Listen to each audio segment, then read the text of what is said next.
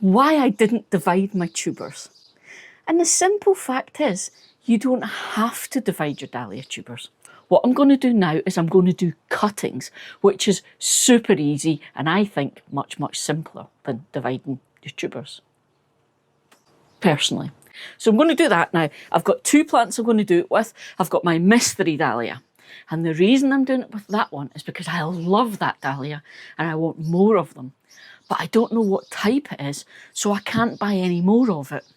So if I take cuttings, that means I'm getting a clone of that exact plant. Now, at the minute, here we go, you saw me potting these guys up. At the minute, it's got 1, 2, 3, 4, 5, 6 little shoots coming up. Now, when I grow my plants, I tend to keep them to about 5 shoots in total, just so they don't get too big and too unmanageable.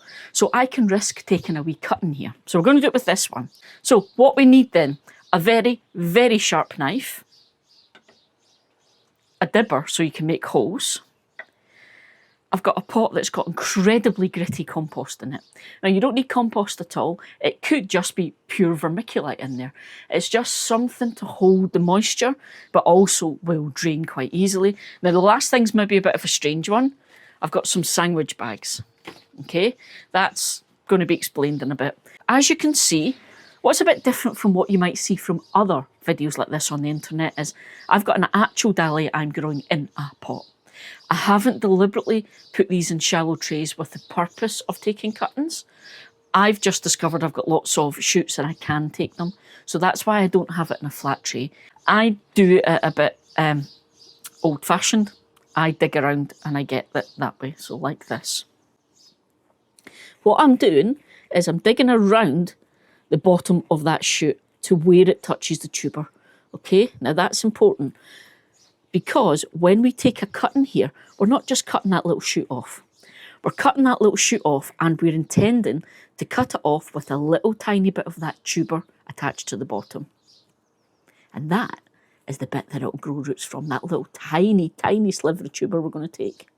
So you're doing this.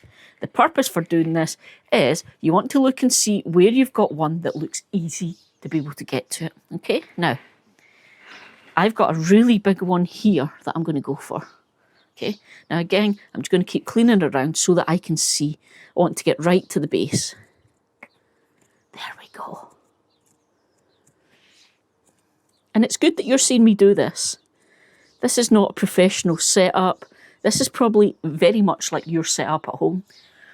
So you'll see me doing this and you're going to see it's dead easy and you don't have to be worried. So I've got this big shoot here and I can see where it's attached to the tuber, okay?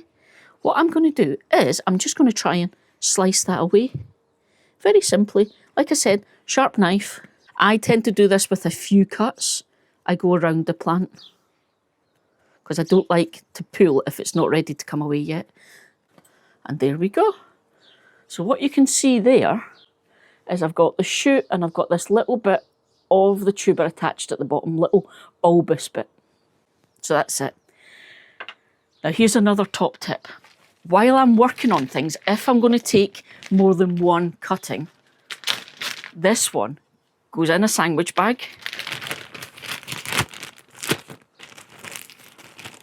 And I close it up because it keeps the moisture in there, because these guys will lose moisture very quickly.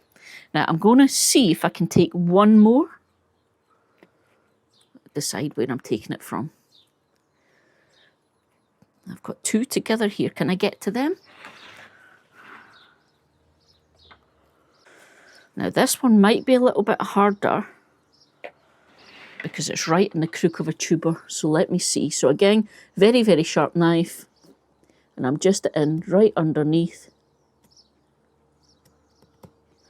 And that's the thing, you're not cutting a chunk tuber out, it's a sliver.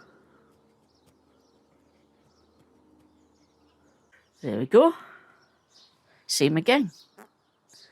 Now there's actually another one. I'm going to take that one as well. There we go. So let's put this down.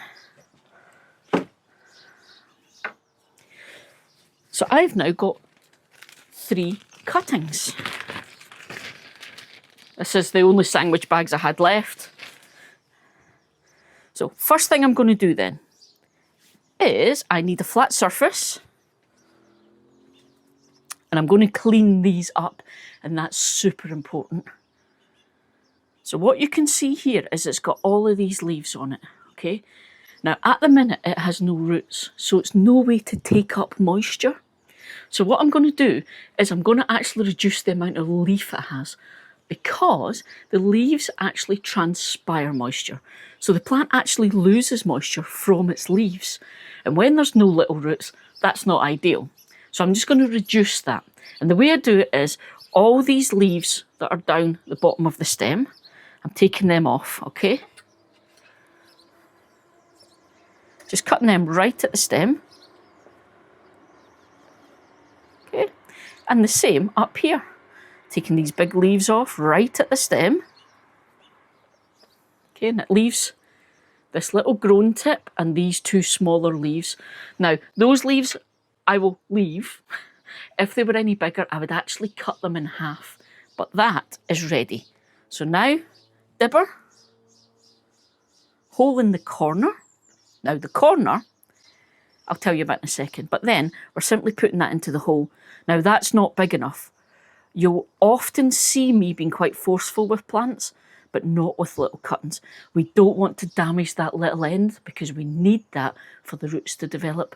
So I make sure that the hole's big enough for this to go in without me having to push down. Now same again, it's much smaller, but I'm going to take off these bottom leaves. And again, I've got this bit at the bottom intact and a few small leaves. And there we go, in the corner. And this one, last one, there's two tiny leaves starting to come out the stem, so I'm going to take them off because they're going to be below the soil level. And then this one goes in this corner. It's that easy. Now this is an interesting thing for you, the corners. You'll see this when people take cuttings quite often. They actually get a square pot and they put the cutting right in the corner, and there's a reason for that. Now, it's a science thing. I cannot for the life of me explain this to you, but it's a thing. When this little plant starts to put out roots, those roots will hit that pot on the corners. And it then signals to the little plant that it needs to make more roots. That is why when we do cuttings, we put them right in the corners.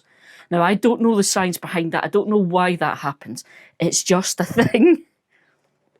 So if we have any either botanists or horticulturists or whatever out there who know the answer to this, feel free to let us know. That is literally it. Now, I've only got this massive bag left, but this is essentially what happens. This is one I did earlier so that I could show you a close-up. I take the bag and I put it over the top of the pot with the little cuttings in there, and I seal it up. And you can already see it's misted up in there. The reason for that is this is going to hold all that moisture in, okay? Because these little cuttings really need all the help we can give them just now. And I'm going to leave them in here probably for a few weeks. We're watching to see new leaf growth at the top. Once you're certain there's new growth at the top, then that means it's rooted, okay? Now, the other thing is you want to keep this out of direct light, okay? Because too much direct sunlight is actually going to put a strain on these little guys that they won't be able to cope with just now. So I keep this in a shadier spot. So it's still getting light, ambient light around, but it's in a shadier spot here. It's not going to be in direct sunlight. So I need to do the same with this one, but I've only got this massive bag. I wasn't intending doing this. What I do with a massive bag is the same idea. Goes on the bottom. Put it on the bottom of the bag. And then I'll seal the bag up. So it's giving it its own little humidity dome, if you like.